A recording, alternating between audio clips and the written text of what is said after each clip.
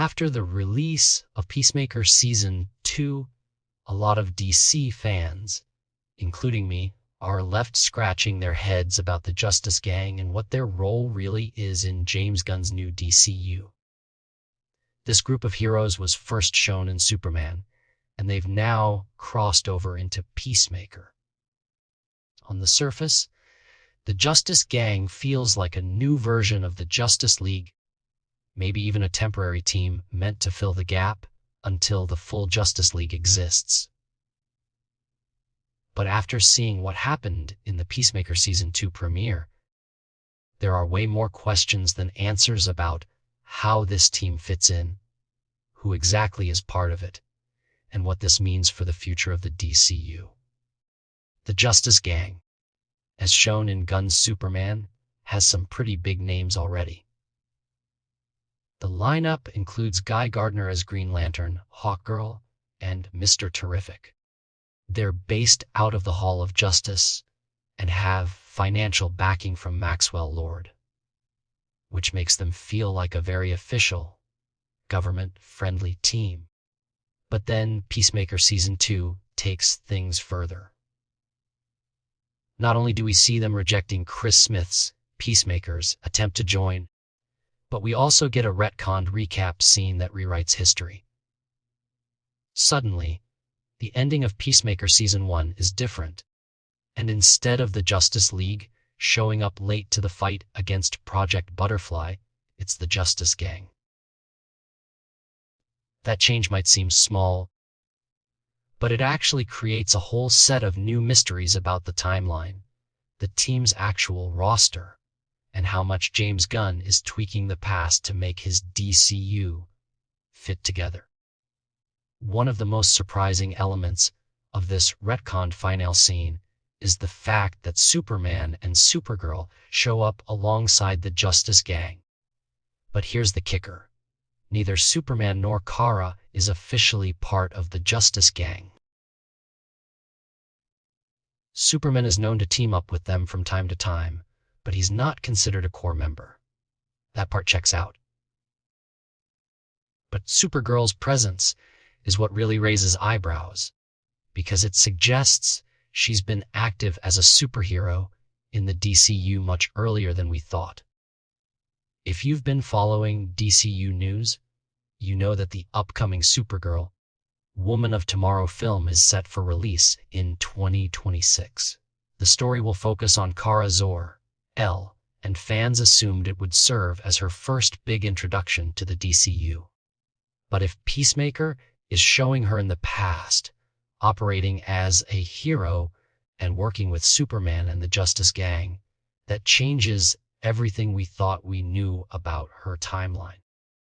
Let's break this down more. The retcon basically tells us that while Peacemaker and his team were busy saving the world from the butterfly aliens in Season 1, Superman, Supergirl, and the Justice Gang were on their way, only to show up too late. This echoes the original Season 1 gag, where the Justice League showed up late, but now it's a whole different set of characters. What this suggests is that Kara Zor-El has been around Earth for quite some time already.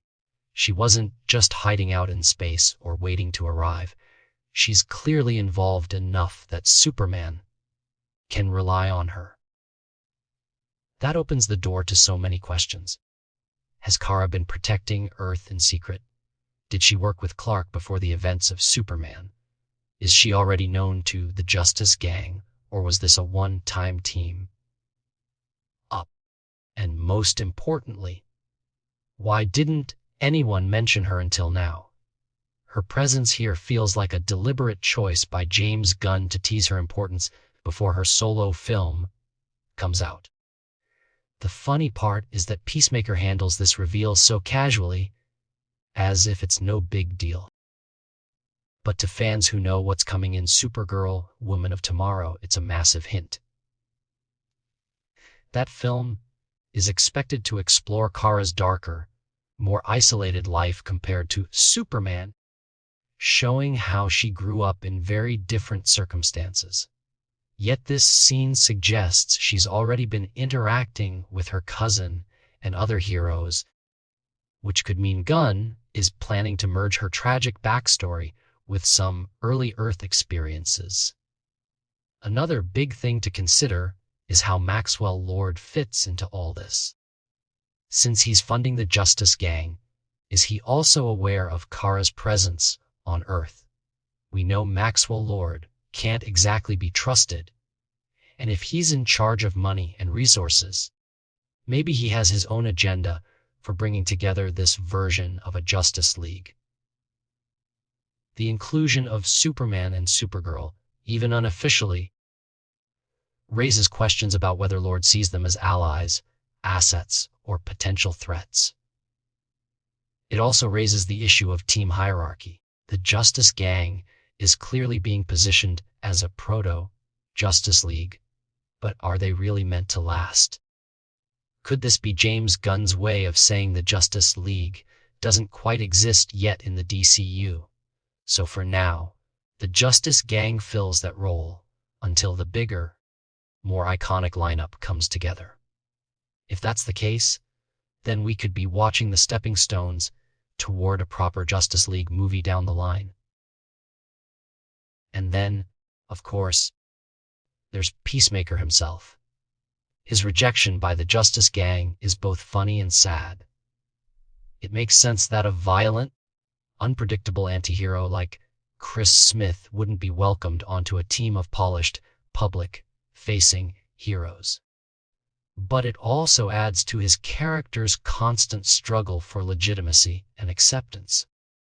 Deep down, Peacemaker does want to be seen as a real hero, but the Justice Gang's dismissal reinforces the idea that he's always going to be on the outside looking in.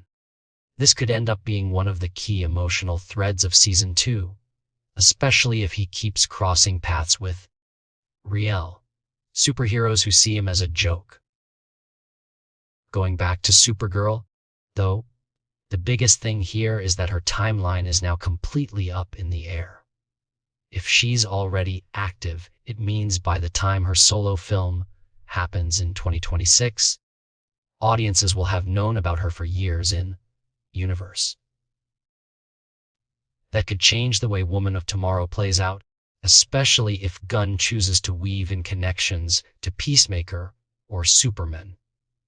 Instead of being an origin story, maybe the film will dive straight into her more complex personal journey, with the assumption that we already know she's part of the DCU world. This move could also mean that other characters might start popping up earlier than expected in smaller cameos or retcon scenes.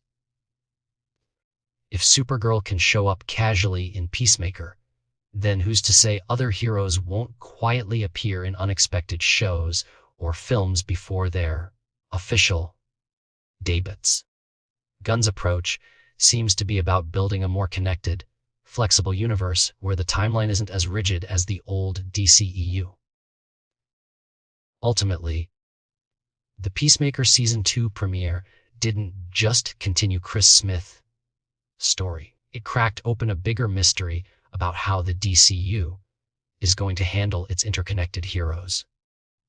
The Justice Gang feels like a clever stand-in for the Justice League, but with characters like Supergirl sneaking into the picture, it makes me wonder if this is less about replacing the League and more about slowly assembling them in a way that feels fresh and earned. For now, all we can do is speculate. Will the Justice Gang eventually merge with new heroes to form the Justice League? Will Supergirl's history be explained more in Superman or saved for her solo film? And how will Peacemaker continue to deal with being a reject in a world where real superheroes don't want him around? The answers will come slowly, but one thing is clear: James Gunn isn't afraid to rewrite the past and plant surprising seeds for the DCU's future. New episodes of Peacemaker Season 2 release every Thursday on HBO Max. Supergirl: A Woman of Tomorrow is set to release on June 26, 2026. Until then, fans will just have to keep rewatching and theorizing about what these Justice Gang scenes really mean.